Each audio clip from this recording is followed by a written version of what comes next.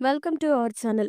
ఈరోజు ఈ ఎపిసోడ్‌లో ఏం జరిగిందో తెలుసుకోవాలి అనుకుంటే వీడియోని చివరి వరకు స్కిప్ చేయకుండా చూసేయండి.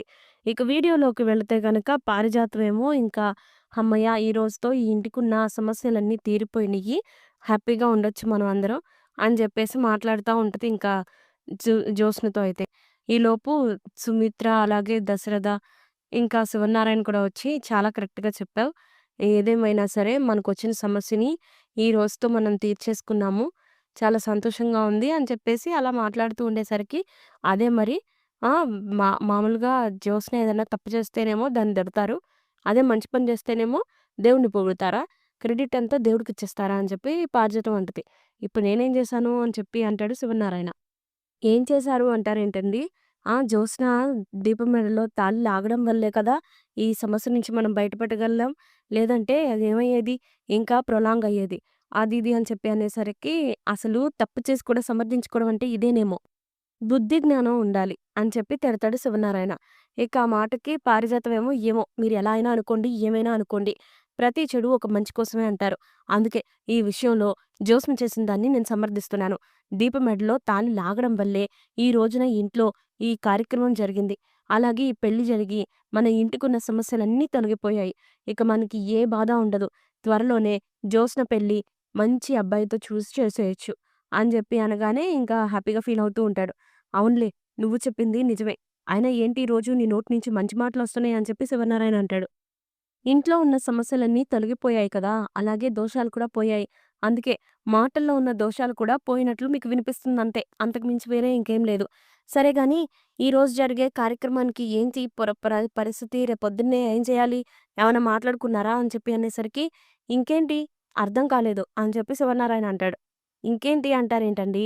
రేపొద్దున్నే దీపావళి ఇంట్లో సత్యనారాయణ స్వామి వారి వ్రతం జరుగుతుంది కదా! ఇంటిల్లిపాదిని రమ్మని కాంచన పిలిచింది కదా! మళ్ళీ వెళ్ళకపోతే ఫీలవుతుంది కదండీ! అని చెప్పి పారిజాతం అంటది. ఖచ్చితంగా డౌట్ లేదు. ఈరోజు నీకేదో అయ్యింది అని చెప్పి అంటే, అబ్బా!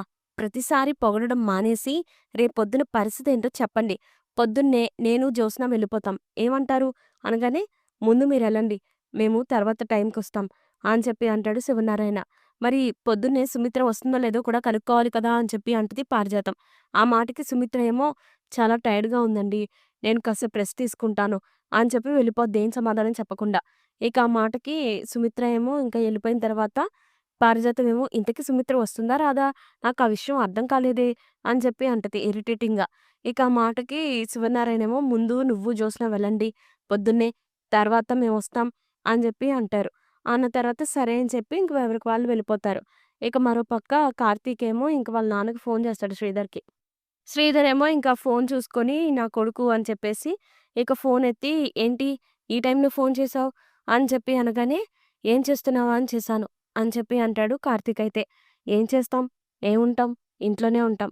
ఏం చేయట్లేదు. చెప్పు విషయం ఏంటి?" అని చెప్పి అనగానే ఇంకా అలా మాటల మీద ఇంకా లైఫ్ గురించొచ్చిద్ది. ఇక ఆ మాటకి కార్తీక్ ఏమో చాలా ఎమోషనల్‌గా ఫీల్ అవుతూ ఉంటాడు. అలాగే శ్రీధర్ కూడా చాలా ఎమోషనల్‌గా ఫీల్ అవుతాడు. "చూడు కార్తీక్ నువ్వంటే నాకు చాలా అభిమానం, చాలా ప్రేమ. అందుకే నువ్వన్న మాటకి నేను కట్టుబడి ఉంటాను. నిజమే నేను మీ అమ్మ విషయంలో తప్పు చేశాను. కానీ ఒక తండ్రిగా నీ విషయంలో మాత్రం నేనెప్పుడూ తప్పు చేయలేదురా. ఈ ఒక్క విషయాన్ని నువ్వు గమనించుకుంటే అంతే చాలు నాకు" అని చెప్పి అలా ఎమోషనల్‌గా మాట్లాడుతూ ఉండేసరికి, "లేదు మాస్టారు నువ్వు చాలా తప్పుగా మాట్లాడుతున్నావు. అర్థం లేకుండా మాట్లాడుతున్నావు. ఇప్పుడు నువ్వొక కారు డ్రైవింగ్ చేశావనుకో, కారు వేరే కార్‌ని గుద్దేసిందనుకో, అప్పుడు నిన్నంటారా? లేకపోతే నీ కారునంటారా? లేదు గుద్దింది నా కారు కాబట్టి నా కార్‌దే తప్పు అనంటావా? లేకపోతే నేనే తప్పు చేశాను అంటావా? అలాగే పోలీసులు కూడా నిన్నే జైల్లో పెడతారు. నువ్వు నీ జీవితం అనే కారులో వెళ్తున్నప్పుడు, నువ్వు నీ ప్రవర్తన వల్ల, నీ ఆలోచనల వల్ల ఎదుటి కారుని గుద్దేస్తే అంటే మా అమ్మ కారుని. అప్పుడు జీవితం మా అమ్మది మాత్రమే కాదు. ఆ కారులో ఉన్న పిల్లల్లాంటి మాలాంటి వాళ్ళ జీవితాలు గూడా నాశనమైపోతాయి. ఇక్కడ మా విషయంలోనూ జరిగింది అదే మాస్టారు అని చెప్పి అనేసరికి, సరేరా నువ్వు అన్నదానికి నేను ఒప్పుకుంటున్నాను అని చెప్పి అంటూ బాధపడుతూ ఉంటాడింకా. శ్రీధర్ కూడా. ఆ మాటకి అయినా నేనిప్పుడు నిన్ను నిందించడానికి ఫోను చేయలేదులే అనంటే, మరి దేనికి చేశావు అని అంటాడు శ్రీధర్. నేను నీకు థాంక్స్ చెప్పడానికి చేశాను అని అంటాడు. అనేసరికి దేనికి అని చెప్పి అనగానే, అడగగానే పెళ్ళికొచ్చావు కదా అందుకు. ఏం జరిగినా, ఎలా జరిగినా నువ్వు రావడం వల్లే ఆ పెళ్లి సక్రమంగా జరిగింది. లేకపోతే ఖచ్చితంగా మా పెళ్లి జరిగేది కాదు. కాబట్టి ఈ విషయంలో నీకు థాంక్స్ చెప్పకుండా ఉండలేకపోతున్నాను" అనగానే "మీ అమ్మ చెప్పమందా?" అని అడుగుతాడు శ్రీధర్. "లేదు, నేనే చెప్పాలనిపించింది" అని చెప్పి అన్న తర్వాత, "సరే అయితే ఇంకొక విషయం కూడా, రేపొద్దున ఇంట్లో సత్యనారాయణ వ్రతం జరుగుతుంది కదా! నువ్వు ఖచ్చితంగా రావాలి పిన్నిని తీసుకొని" అని చెప్పి అనగానే, "సరే వస్తాంలే" అని చెప్పి అంటాడు. ఇక ఆ తర్వాత "సరే తిన్నావా?" అని అడగగానే ఇంకా కళ్ళల్లో నీళ్ళొచ్చేస్తూ ఉంటాయి శ్రీధర్‌కి. తిన్నాను అనగానే, "నువ్వు?" అంటే, "తిన్నాను. ఎక్కువ తాగకు. గుడ్ నైట్" అని చెప్పి ఫోన్ పెట్టేస్తాడు కార్తీక్. ఇక ఆ మాటకి, "నువ్వంటే నాకెప్పుడూ అభిమానమేరా. నువ్వు నా కొడుకువి. నీ జీవితాన్ని సరిదిద్దాల్సిన బాధ్యత నా మీదుంది. నువ్వు వద్దన్నా, అవునన్నా, కాదన్నా జోష్‌నితో నీ పెళ్లిని ఎప్పటికైనా సరే చేసి తీరుతాను" అని చెప్పి ఇంక తనలో తానే అనుకుని ఫోన్ పెట్టేస్తాడు. ఇక మార్నింగ్ అయ్యిద్ది. మార్నింగ్ అయ్యేసరికి ఇంకా తోరణాలు కడుతూ ఉంటాడు కార్తీక్ అయితే.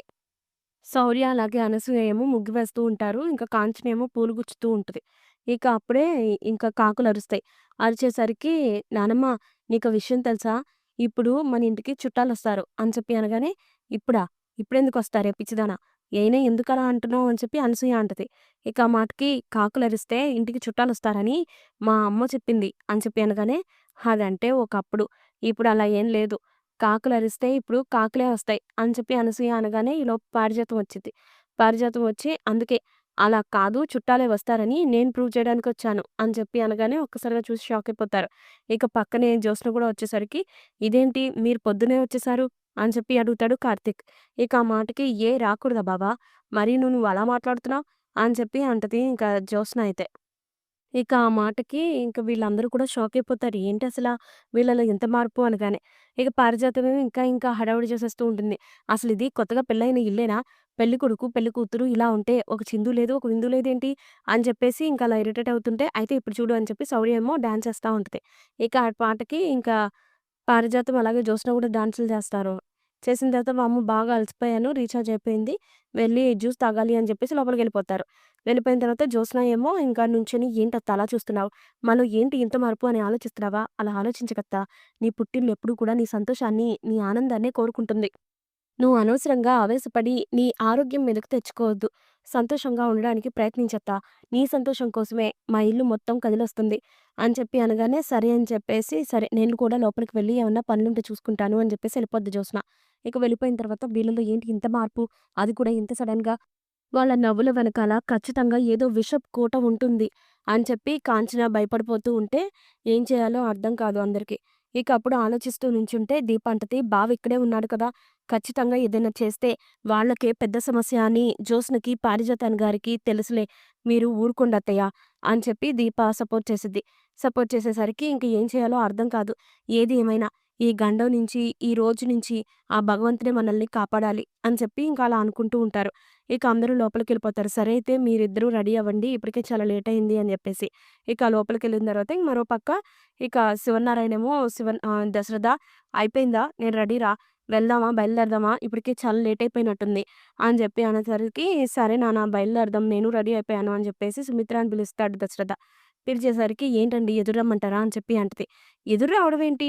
నువ్వు కూడా రావాలి" అనగానే, "ఎక్కడికండి?" అంటది. అనేసరికి, "నీకేమన్నా పిచ్చి పట్టిందా? ఎందుకిలాగా ప్రతిదానికి వితండవాదం చేస్తున్నావు? అసలు ఎక్కడికెళ్తున్నామో ఈరోజు నీకు తెలీదా? మళ్ళీ కొత్తగా అడుగుతున్నావేంటి?" అని చెప్పి దశరథ కొంచెం ఇరిటేటింగ్‌గా అడుగుతాడు.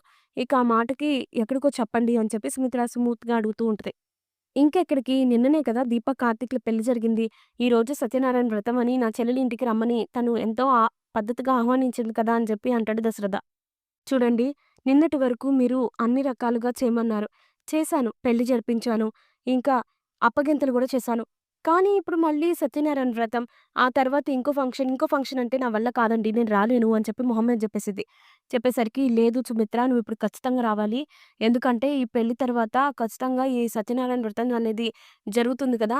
ఆ అమ్మాయి తల్లిదండ్రులుగా మనిద్దరం వెళ్ళాలి అనుకున్నాం గదా! మళ్ళీ నువ్విలా ఎందుకు మాట్లాడుతున్నావు ఇప్పుడు అని చెప్పేసి బాధపడుతూ ఉంటాడు దశరథ అయితే.